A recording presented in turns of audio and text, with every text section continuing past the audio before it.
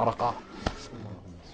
كل ما في هذا الكون قد جعله الله رحمة، قد جعل له نصيبا من رحمة النبي. لذلك احنا بنقرأ في القرآن وبنمشي عن الآية وما أرسلناك إلا رحمة.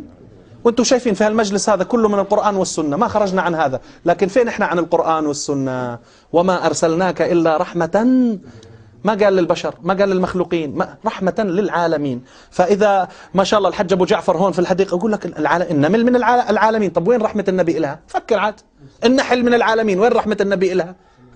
مش رحمة للعالمين؟ نصدق احنا بدنا نصدق رب العالمين، مش خبرنا انه رحمة للعالمين؟ تعال نعدها عوالم، عالم النبات وتفاصيله، عالم الحيوان وتفاصيله، عالم الملائكة وتفاصيله.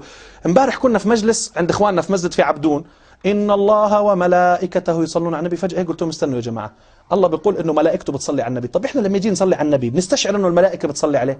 نبدأ أول شيء بالملائكة اللي الله ذكرها حملة العرش، كيف بتصلي عليه؟ نبدأ بالملائكة 70,000 اللي بيدخلوا البيت المعمور، كيف بيصلوا عليه؟ طب النون والقلم ومسطورون، الملائكة أصحاب التسطير اللي في السماء وفي الأرض، واللي بياخذوا صحفنا السيئة والحسنة، واللي بيكتبوا أخبار الأرض، واللي بينزلوا بالسحب، واللي بالمطر، والتاليات والرافعات والجاريات والحاملات، وكل ملائكة إن الله وملائكته يصلون. فتخيل أنت تيجي تصلي على النبي وتستشعر مثل هذا، ألست تتدبر القرآن؟ إن الله وملائكته يصلون على النبي يا أيها الذين آمنوا صلوا عليه وسلموا تسليما. وبعد ذلك إحنا اللي نصيبنا بتيجي الوحدة ب10. إحنا هو الذي يصلي عليكم وملائكته ليخرجكم من الظلمات إلى النور.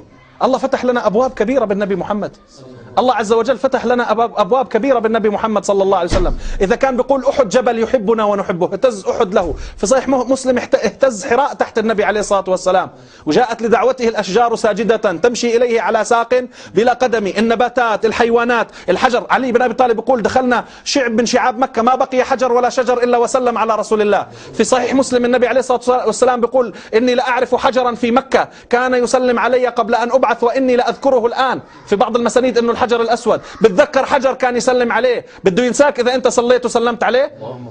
يوم القيامة بتيجي تقول له يا رسول الله، بقول هذا الصوت اللي كان يسلم علي ويصلي. إذا تذكر الحجر ما بده يتذكر البشر، وهو عشاني وعشانك بكى، عشاني وعشانك بكى. في بيته بينزل جبريل قال ما يبكيك يا محمد، دمعة منك حركت السماوات. قال إني تفكرت في أمتي من بعدي ما يفعل الله بهم. تفكر على أحوال الأمة صلى الله عليه وآله وصحبه وسلم. بل خرج إلى البقيع يوم قال متى ألقى إخواني، متى ألقى أحبابي؟ قال له أصحابه أولسنا أخوانك أولسنا أحبابك؟ قال أنتم أصحابي، إنما إخواني إنما أحبابي قوم يأتون بعدكم يؤمنون بي ولم يروني. سيد ضحكه التبسم مشيه الهوينا نومه الإخفاء ليته خصني برؤية وجه زال عمن رآه الشقاء. قال والصفة الثانية يود أحدهم لو يفتدي بماله وولده على أن يراني.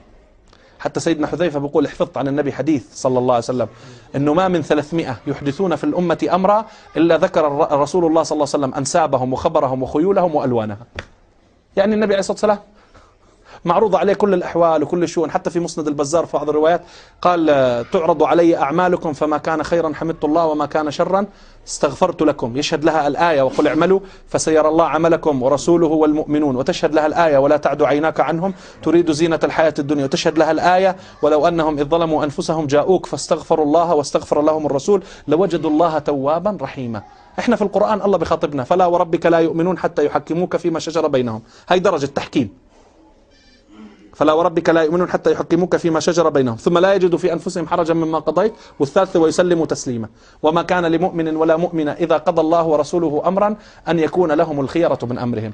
فإحنا مدعوين في مثل هذه الليالي، وجزا الله خير أصحاب البادرة العم أبو جعفر وهذا البيت المبارك وهذا المنزل المبارك، إنه ينفتح لنا الباب مع النبي عليه الصلاة والسلام. إحنا في رحمة، شوفوا بين الحلويات والأطعمة وما شاء الله في نعيم بين إخواننا وأهلنا وأصحابنا قاعدين نذكر وإحنا مرتاحين. وهو اللي حمل عنا الأذى وتعب وأوذي بناته وأصحابه وحوصر واليوم نتكلم عنه براحة. ربما تتحرك المشاعر وربما لا، ربما نشتاق وربما لا نشتاق. فإحنا مدعوين الليلة إنه نزيد الرابطة معه، لأنه هو بدأ الرابطة هذه، اشتاق إلينا وبكى علينا وأحبنا وذكرنا ودعا الله لنا. ويوم القيامة يقول أنا أول من يجوز بأمته الصراط يوم القيامة، أنا حامل لواء الحمد، آدم ومن دونه تحت لوائي، لو كان موسى حيا ما وسعه الاتباع. يعني أكبر أنبياء وراه. طب أنت ليش تدور على ناس وراه؟ ليش تدور على أفكار؟ ليش تدور على شؤون؟ ليش تدور على معالم؟ كله من خلال النبي عليه الصلاة والسلام.